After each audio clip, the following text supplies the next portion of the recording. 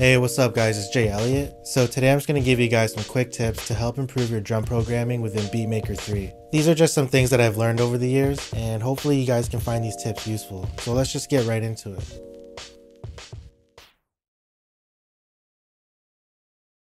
Tip 1. Drum placement.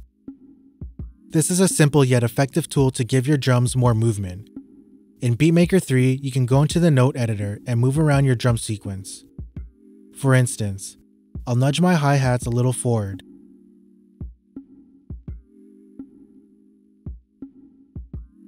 And I'll move my snares a little bit back.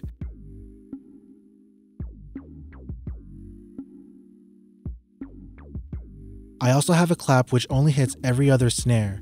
So what I'll do is nudge each clap at a different spot, that way it doesn't all hit the same and get too repetitive. Let's hear what the original drum sequence sounds like.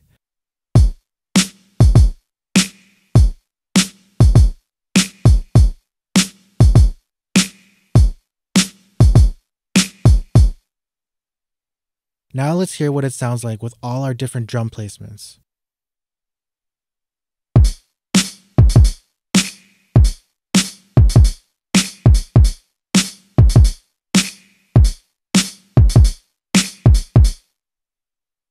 What a nice improvement, right? Let's work on this a bit more and move on to our next tip. Tip number 2. Velocity. In conjunction with drum placement, the velocity and the way your drums hit plays a big role in how your drums sound. When you listen to a live drummer, every hit hits different. Not all hits will sound the same. If you own a MIDI controller, it'll be easier for you to imitate a live drummer, because most MIDI controllers are velocity sensitive.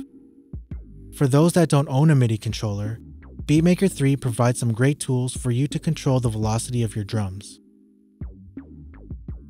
Over here on the left, you have the velocity strip, which allows you to control how hard or soft you want your drums to hit.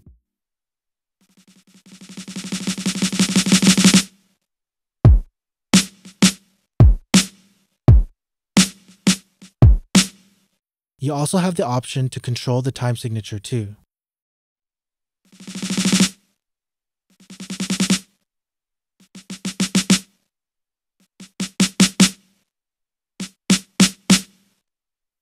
And in the roll tab, this allows you to add some nice drum rolls and interesting hits to your drum sequence. This also allows you to control the velocity and time signature of your hits.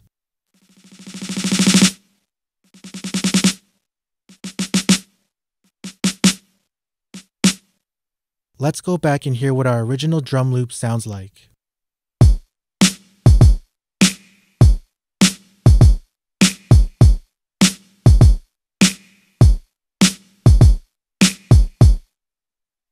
Now let's hear what it sounds like with our different drum placements along with our added different velocity hits.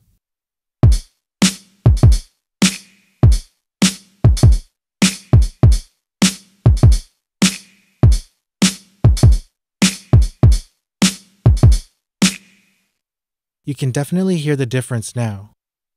Let's move on to our last tip and add some finishing touches to make the sound even better.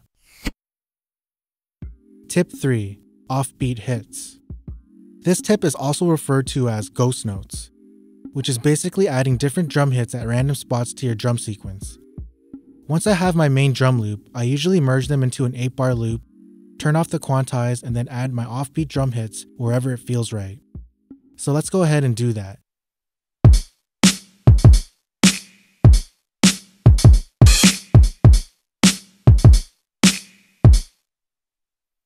Alright, let's listen to our original loop one last time.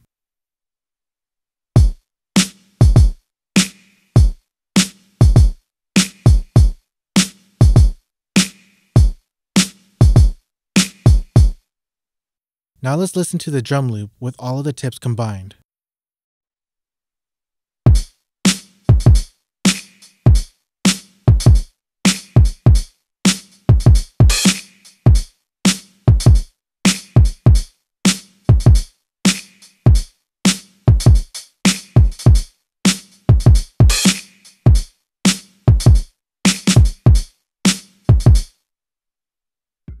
The comparison between the two loops is night and day. The original loop sounded more stiff and almost lifeless. Now we have given the loop more life, groove, and a lot more movement. This is also more pleasing to the listener's ear because the drums don't become too predictable, repetitive, and most importantly, boring. Try it out, and don't be afraid to add some of your own ideas. Whether you quantize your drums or not, it doesn't matter. There are no rules to making music. The one thing we can do is share our ideas to help one another improve, and to make the best music we possibly can. Now before we wrap this up, let's add some other shit to this drum loop.